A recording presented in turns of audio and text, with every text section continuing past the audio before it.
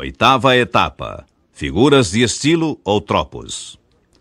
Ao orador não lhe basta possuir um vocabulário razoável e dominar o tópico sobre o qual se propõe falar.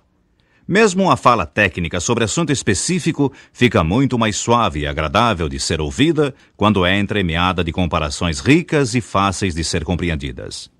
Melhor ainda será se você dispuser de um quadro verde para expor graficamente as formas comparativas de modo a serem visualizadas.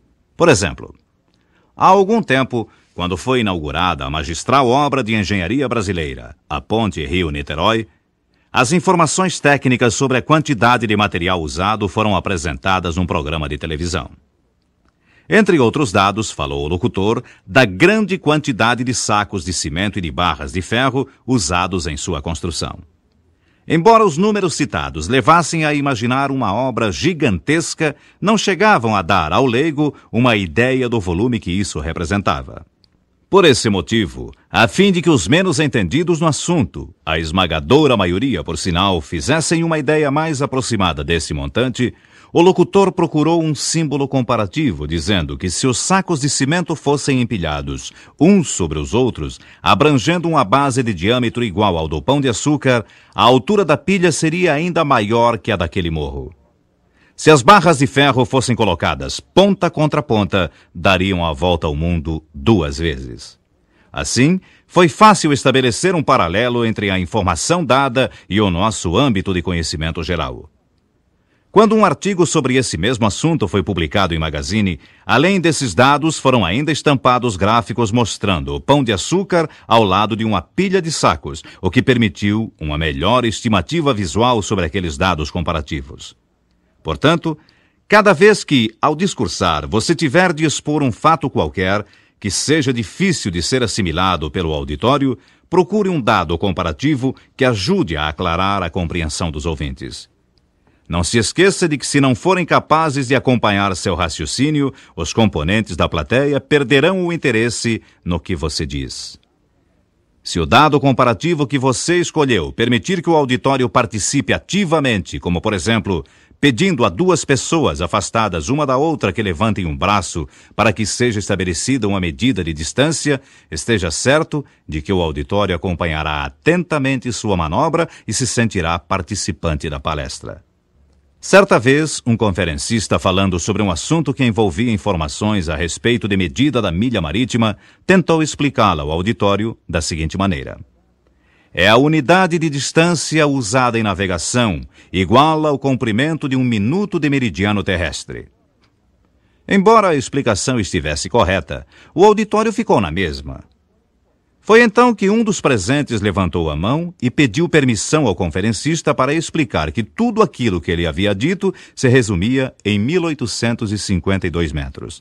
A plateia riu e sentiu-se informada em poucos segundos com apenas algumas palavras. E o conferencista também. Cuidado para que o mesmo não ocorra a você. Quando tiver de explicar algo difícil, veja com antecedência como vai dar a explicação. Ninguém gosta de ouvir uma pessoa prolixa. Se essa pessoa é um orador ou está tentando sê-lo, a coisa piora, torna-se fastidiosa. Para que isso não lhe aconteça e para você não adquirir a fama de orador que faz dormir, é importante não só ser conciso e exato no que vai dizer, como principalmente retórico e poético, capaz de fazer mais do que estabelecer o limite entre a prolixidade e a fala profundamente rica e repleta de poesia.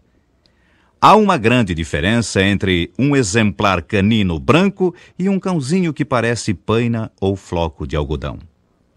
Esta etapa vai tratar especificamente de estilo para falar, usando figuração e tropos. Tropo é o emprego de palavras em sentido figurado. O orador deve conhecer as principais figuras de estilo ou tropos, pois são expressões que imprimem realce à frase. As figuras de estilo fundamentais são comparação, metáfora, imagem e símbolo. Comparação é a figura pela qual se confrontam palavras ou ideias. Exemplos: como a ave que volta ao ninho antigo, eu quis também rever o lar paterno. O soldado combateu como um leão. Metáfora. É o sentido figurado da palavra. Exemplos. O soldado foi um leão no combate. Última flor do lácio, inculta e bela. A porta do barraco era sem trinco, mas a lua, furando nosso zinco, salpicava de estrelas nosso chão. Uma ilusão gemia em cada canto, chorava em cada canto uma saudade. Molhada ainda do dilúvio, qual tritão descomunal, o continente desperta no concerto universal. Imagem. É a figura pela qual animamos a verdade. Exemplos. A Inglaterra é um navio que Deus na mancha ancorou. O sol é a sombra de Deus. A respeito da imagem, afirma Murilo Araújo no excelente livro A Arte do Poeta. Por isso é que a arte, que exalta e embeleza os fenômenos da vida, serve-se a todo instante da imagem que tem o dom de animar a verdade. O fato que, secamente expresso, não comove nem impressiona, é morto. Mas a arte pode ressuscitá-lo transfigurado. Um exemplo? Claro. A pobreza de uma frase didática, uma banal expressão geográfica como a Inglaterra está situada junto ao Canal da Mancha, toma um interesse vivo e novo com uma simples imagem de poeta. A Inglaterra é um navio que Deus na mancha ancorou. Símbolo. É a expressão do inexprimível. As cores são símbolos tradicionais. Branco, a paz. Azul, o céu. Amarelo, a riqueza. Verde, a esperança. Roxo, a saudade e a dor. Preto, o luto. Bandeira, a pátria. Valeram-se dos símbolos os poetas simbolistas, principalmente. O simbolismo foi uma escola poética do século XIX, iniciada na França por Charles Baudelaire, que teve alguns adeptos notáveis no Brasil, entre eles Cruz de Souza e Alfonso de Guimarães. Outras figuras de estilo usadas na linguagem oratória. Apóstrofe. Interrogação que faz o orador ou escritor, dirigindo-se a coisas ou pessoas reais ou fictícias. Exemplos. Deus, ó Deus, onde estás que não respondes?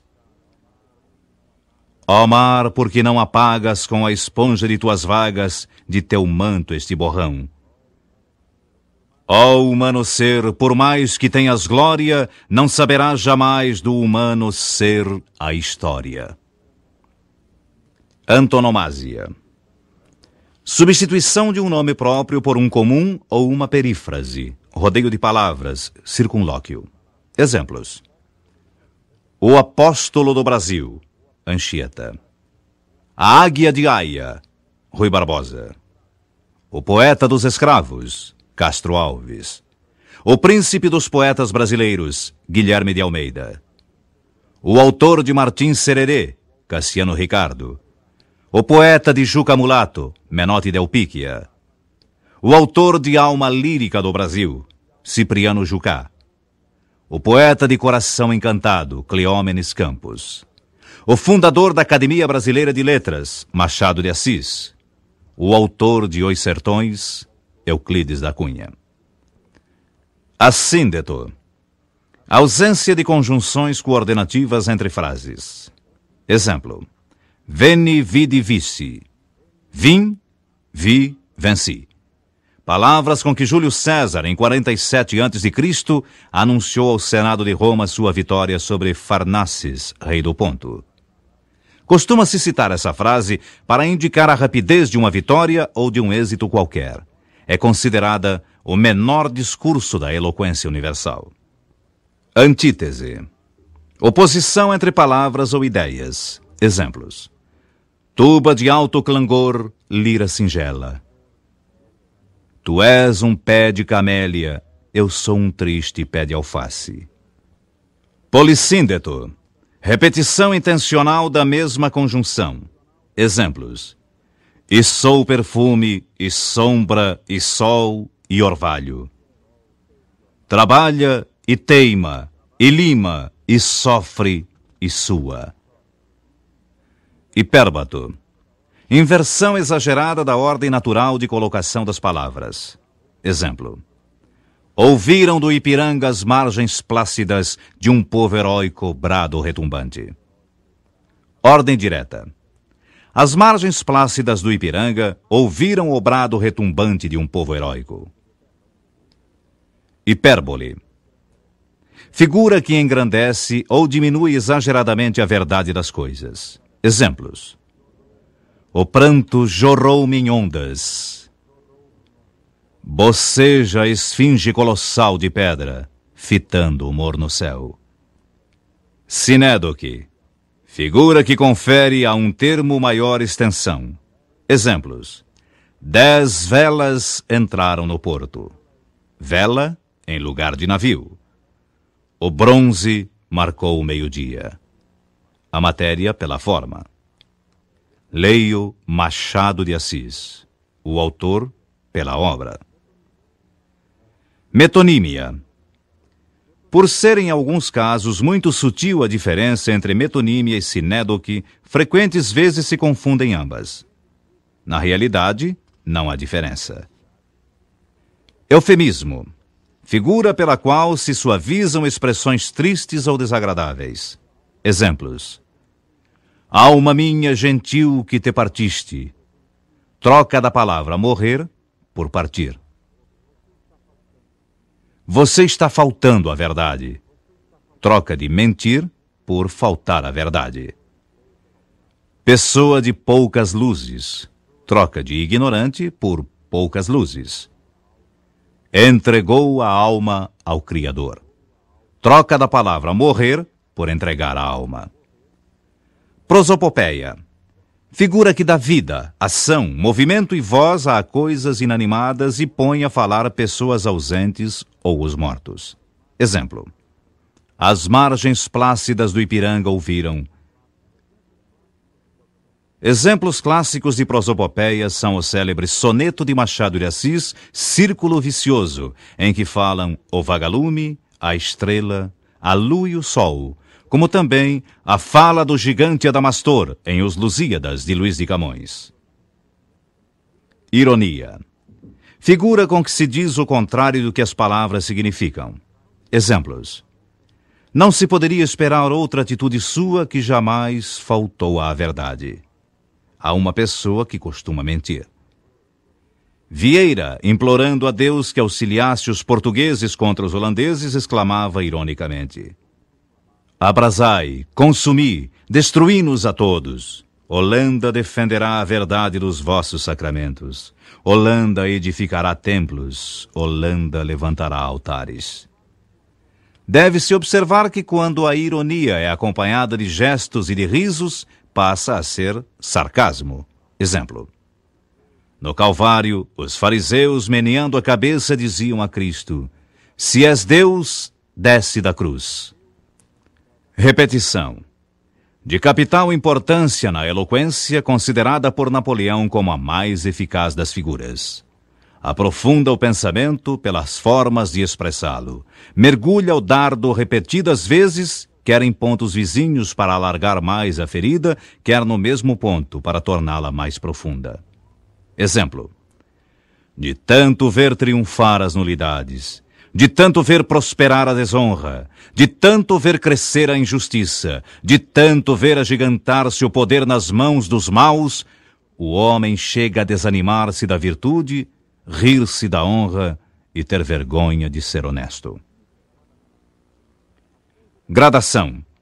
Assim como o pintor sabe matizar as cores de sua paleta, afirma Monsenhor Bastos em seu livro Os Segredos da Arte de Falar em Público, o orador faz o mesmo com suas ideias, suas imagens, seus sentimentos, aumentando-as ou diminuindo-as gradativamente. Há, pois, gradação ascendente e descendente. Exemplos. Instrui e constrói, vence e convence, alumia e extasia, move e comove, afama e infama, forma, reforma, transforma. Acabava o crepúsculo e o céu escurecia devagarinho. passando do rosa pálido e do amarelo transparente ao lilás, ao cinza, ao roxo, ao azul escuro. A interrogação aparece quando o interlocutor faz uma pergunta, dando ele próprio a resposta para que o pensamento ganhe vivacidade e elegância, movimentando o discurso. Exemplo: quais são os ricos deste mundo? Os que têm milhões? Não, porque tendo muito, desejam ainda mais, e a quem deseja mais, falta-lhe o que deseja, e essa falta o faz pobre. A exclamação serve para manifestar os sentimentos súbitos e vivos da alma. Exemplo: ó meu Brasil, pátria minha querida, curva o teu joelho reverente diante de Jesus Cristo e acharás no seu evangelho a verdadeira luz, na sujeição à sua lei a verdadeira liberdade, no conforto de suas graças alegrias puras, suavíssimas, as verdadeiras alegrias da alma que começam na terra e se consumam no céu. Correção, largamente usada na tribuna sacra, apresenta uma proposição falsa para em seguida corrigi-la, dando-lhe ênfase vigorosa. Exemplo: foi o homem criado para ser escravo das forças cegas da natureza? Não. Rei da criação e conquistador do universo, eis o que ele é. Omissão, que finge deixar passar em silêncio um fato, quando na verdade lhe está dando o maior realce. Exemplo: nada vos direi da terrível tragédia ocorrida naquela noite de violência e de sangue. Nada vos falarei da covardia do assassino e de sua calculada astúcia, quando friamente apunhalou sua vítima, que dormia indefesa. Alegoria é uma série de metáforas. Exemplos: uma ilusão gemia em cada canto, chorava em cada canto uma saudade. É o sol, eu vi, um lírio rubro em delírio, tarde de rubi. Resumindo, leia. Leia, leia o mais que puder. Leia certo, de preferência em voz alta, pronunciando bem as palavras e consultando o dicionário cada vez que tiver dúvidas sobre uma palavra. Grave sempre que possível e ouça depois com atenção o que gravou, procurando fazer crítica acerba e fria dos pontos que não lhe agradaram. Anote os erros cometidos. Depois, periodicamente, corra os olhos pelas anotações feitas e verifique se está efetivamente se livrando deles. Ler é conversar com os sábios. Aqui termina esta etapa. Para melhor aproveitamento do programa que você vem fazendo, é importante que ouça cada uma das etapas em ordem sequencial e tantas vezes quantas achar necessário para uma boa assimilação do assunto abordado.